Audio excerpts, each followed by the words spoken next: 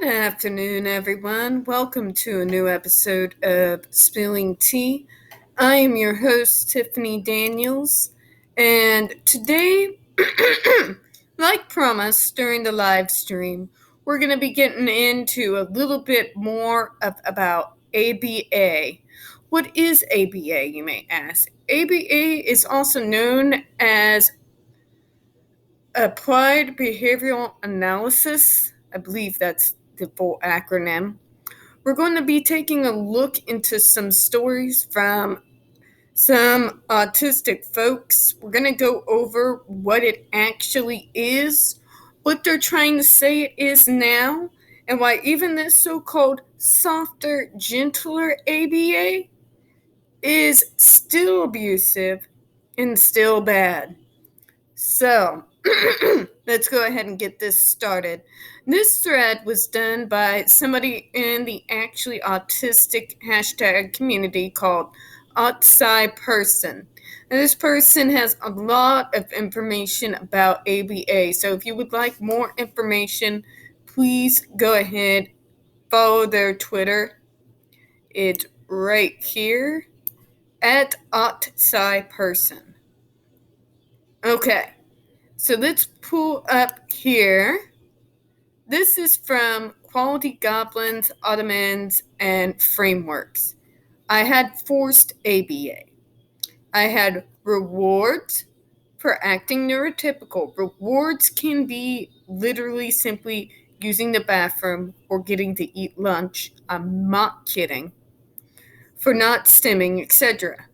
Punishments for being too autistic. I spent my first 20 years being told at least once daily. Multiple times dragged from my home by strangers, kicking, screaming, suicidally upset and scared. Let's take a look at some of these others.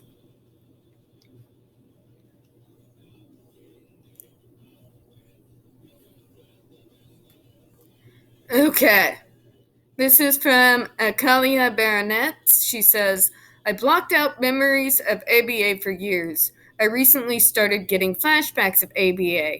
I always looked for escape routes in rooms when I wasn't home and forced my hands still until it hurt, not knowing why I was afraid to stim in public. Say no to ABA. Anonymous person. I live in Southeast Asia. Diagnosis of autism itself here is uncommon. ABA even more so. I'm not in formal ABA and never have been, but I have been seeing a therapist for unrelated issues for a few years. It was actually all right and helped me very much. I realized I was autistic last year, and she didn't recognize that when I gradually stopped masking, and then regular therapy just ended up being DIY ABA. I ended up in the awkward spot of knowing that ABA was abuse, yet not being able to do anything about it because I'm not in a position to see someone else. I don't think any other therapist here would know anything more about autism and know how to actually support me. Besides, I am a student and still with my parents, who seem to agree with this stuff, so I feel like I'm being forced to be someone else is not a valid point. Anyway, I explained what I was experiencing, and the advice was basically just to mask and practice it with my parents. I said okay, but in my head it was more like, I'll just pretend I did that. Then I started noticing my parents telling me to stop or holding me when I stemmed, and making me look them in the eye when they did not do that before. I still have no proof that she ever told them to do that, so I can't say anything. I figured I could tolerate this at home. Maybe that's just my parents doing their own bad research, and I'd be myself with that therapist instead. Then it got worse. If I was masking, she would ask me how I was with my other issues and try to help. If I wasn't acting normal, she would incessantly ask me about my communication problem the whole time and tell me to practice with her. It's still like this. It feels like almost like I'm being punished by having help withheld. It's not really ABA, but it does seem like the same thought process. It set me back with unrelated issues so much because I have needed actual help for it multiple times.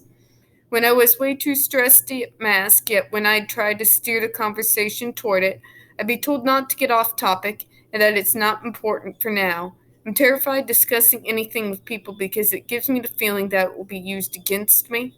I hate that there are zero resources by and for autistic people here because nobody will help me out. It's pretty much endless unless I find other reason to tell my parents that I want to stop, which I won't because she's otherwise fantastic. That or I become 100% financially independent. This is still a few years away, but I'm not sure how much more of it I can take. That's what it is, folks. ABA is basically drilling out behave autistic behaviors that are not normal to turn your child into a normal, more neurotypical person. This is what it is. This is what it is. Don't let anyone tell you different. It's not about fitting in. It's not about assimilation. It is making yourself mask and pretend to be someone else every time you walk out the door so that the other so called normal people around you are more comfortable. So everybody else gets to be themselves and celebrate diversity and inclusion but us. That's pretty much what it is. Let's continue. Because I This is from It Goes Over Your Nose. Because I was a deaf child who had my hands taped together for stimming, you cannot convince me it isn't abuse, all about controlling another human being to the fullest extent without consequences. ABA. It's taken years of legitimate therapy to undo the trauma caused to me by ABA.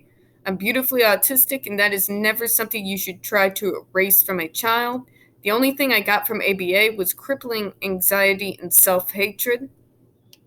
Masking all the time, by the way, can and does cause self hatred in us because it's that constant beating into us. You're not normal. There's something wrong with you all the time.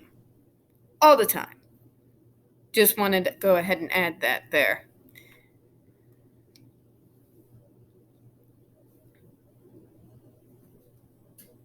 Okay. I went I had it. I.R. Parsons said I had it once a week for a few months as a preteen. My parents withheld diagnosis from me, so I don't understand why this man came to my house once a week to make loud noises, take notes, force eye contact, and make me wash dishes over and over.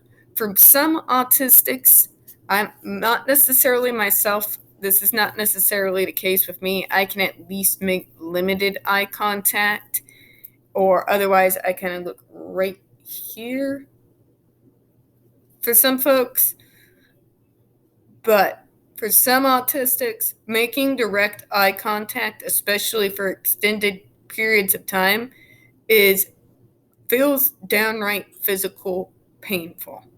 So they're forcing eye contact, and this is something that can literally make an autistic physically feel physically in pain. I just wanted to make that clear. I went Pigeon Mayhaw. I went through ABA when I was younger. I am now 20 years old, and I still have to stifle a panic attack every time I hear a metronome. Say no to ABA. Okay, I decided to share something. Might explain some of my emotional tweets today. This is from Melanie. I recently wrote a thread on parental ABA. I thought I had braced myself. Thought I kept it light and skipped the details and I would be fine. I was wrong.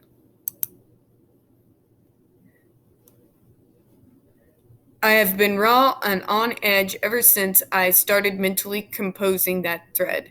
Sitting down to finally hash it out didn't seem that dramatic, but I haven't slept since. This morning my neighbor did his lawn. As soon as the leaf blowers started, I flashed back to my childhood. I was 8, standing in the yard, being forced to hold a leaf blower while my head exploded in pain and I screamed. Because my father believed normal kids should be able to handle yard work. This was not the only time or the only sound torture. My neighbor's leaf blower triggered the memory and I spiraled into meltdown. It took about an hour to stop shaking and crying, and then I had to clean the vomit out of the carpet. This is ABA abuse. Homebrew, but still ABA. And this is adult autism. We don't outgrow it.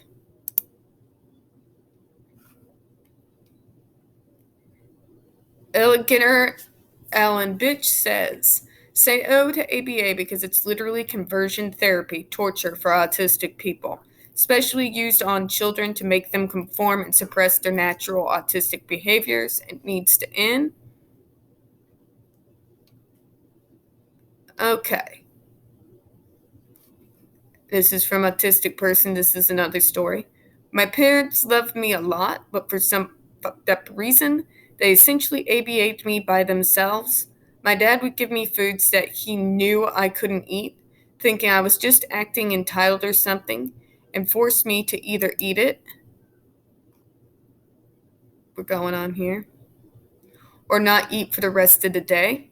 I would go through about 6 to 7 hours a day hungry, or about 2 or 3 times a week for 5 years, before I told him to F off and ate a bowl of cereal. During my not allowed to eat anything except sensory health foods time, this all happened when I was like 9 or younger. I would have been literally overjoyed to have a slice of bread with a hunk of cheese for dinner. But instead, he made water chestnuts, baby sweet corn, foods drenched in hot sauce, pressured me for an hour to eat it despite literal tears and gagging on my end. Then, when I inevitably couldn't eat it, starved me until the next morning. He always said, if you're hungry enough, you'll eat this, refusing to understand that I could not eat these things. It was hard coded into my brain. If I was in the apocalypse and only had those to eat, I would starve. Just to clarify, this is another anonymous post from an autistic person.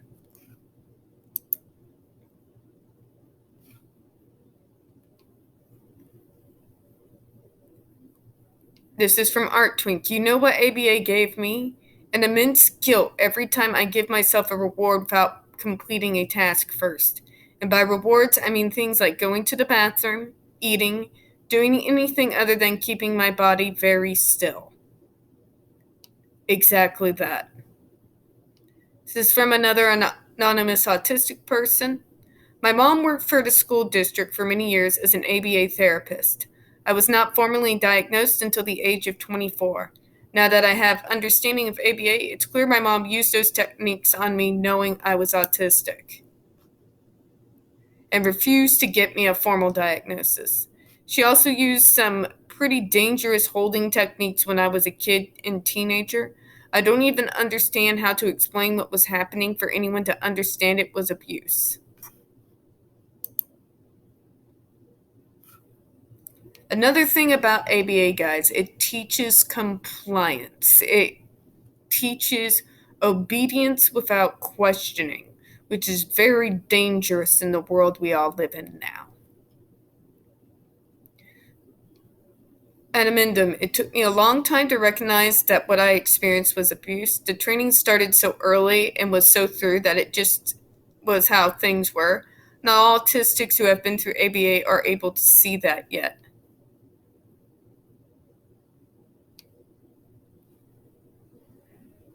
Okay, moving forward. Faye Fahrenheit said, my mom would force me to attend fireworks shows every 4th and any other fireworks shows she could find throughout the year because I'm autistic and she wanted me train me to get over it. I was placed into ABA therapy at around 4 years old. My brain blocked out the memories of it until I became older. I was a shy and quiet kid who had been potty trained by my mom and carried around a Pikachu plush because I liked Pokemon and was practicing empathy with it. I was tested by teachers who told my mom to take me to an ABA clinic. That's where my ABA therapist took away my Pikachu plush until I did a command, forcibly grabbed my hands, restrained me with their legs so I couldn't leave their lap, pinched my arms, pulled my hair, screamed at me, forced me to eat and drink against my will, and tried to manipulate me with fake kindness. I'm unsure when my mom came back to get me, but I remember crying to her about what happened, and the ABA therapist insisting that I was a horrible child who deserved to be punished. Miraculously, my mom believed me over the ABA therapist and never brought me back to the clinic, but I regressed as a result. I believed that my body and mind didn't belong to me, so I stopped taking care of myself and didn't care if I died. I began peeing my pants again and had trouble developing correctly, even though I was going through puberty. I remember having suicidal thoughts throughout all of my childhood and not knowing why.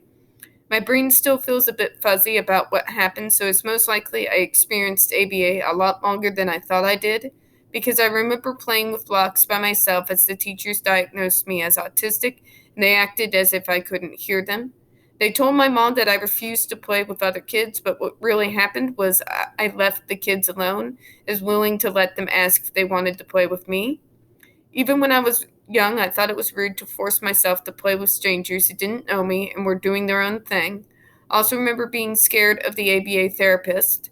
I also remember yeah, because she was a stranger and I didn't want to be forced to be in a room with an adult I barely knew. I remember the ABA therapist being extremely angry at me at all times and would force me to do pointless things like holding a pencil and drawing lines on paper.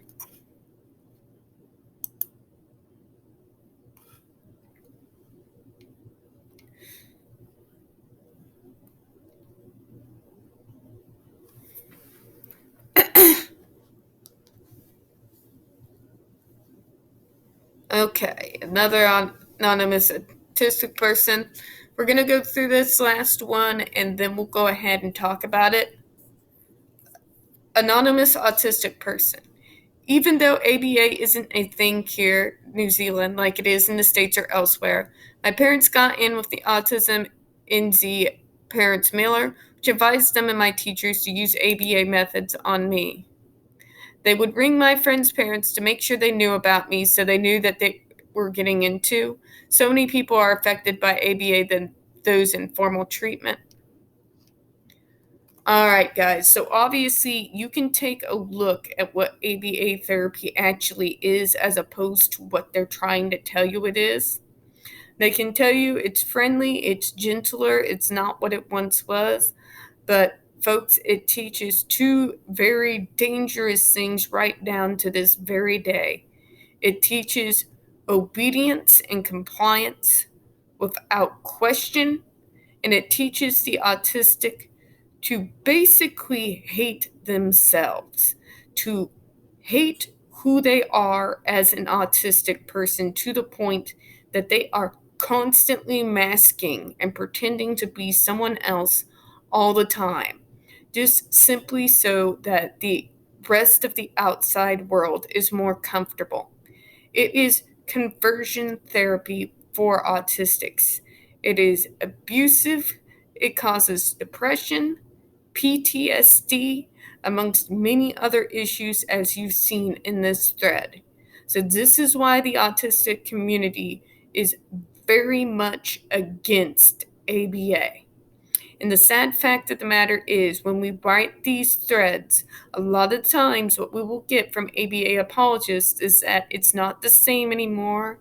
It's gentler. The punishments have been taken away, but it is still teaching autistics that who they are fundamentally as a person is not good enough and broken. And therefore, what they need to do is focus on pretending on being someone who they are not in order to be accepted and loved. Okay? That is the point of ABA. This is why so many of us are so upset and trying to get it to stop. Now, I didn't have ABA, but I naturally learned to mask when I was in school. I would watch the Social Butterfly Girls, and I would mimic and imitate what they did in order to seem more socially acceptable. I was also always extremely smart and very vocal. The only time there was really an issue was one of my teachers noticed I wasn't making a whole lot of friends. My mom drugged me to the therapist. They didn't try ABA. They didn't try saying I was autistic at the time. This was the 90s. This is when I got diagnosed with ADD. They put me on medication and thought the problem was fixed. But basically, I learned to mask then. And since then, automatically, I mask every time I go outside my door. Even now, with my stims, they have been masked naturally. Things like this, for example. I still really haven't broken that. It's still hard for me to not wear a mask in public. So, this is what ABA does, and its outward effect on even those of us who didn't have ABA and were late to the diagnosis. So, I wanted to give you a good understanding of what this is, why we are against it, just give you a little bit more information. Now, if you would like to look into this yourself, I'm going to put the hashtag inside the description. It's Say No to ABA. And that's really all we got for this afternoon. Now, as always, folks, we don't get many views on this channel. The few views that we do tend to get removed by YouTube. So if you could please hit the like button, hit subscribe. Don't forget to hit the comments. I do appreciate your time this afternoon. And as always, folks, we at Spilling Tea hope you have a good one. Bye-bye.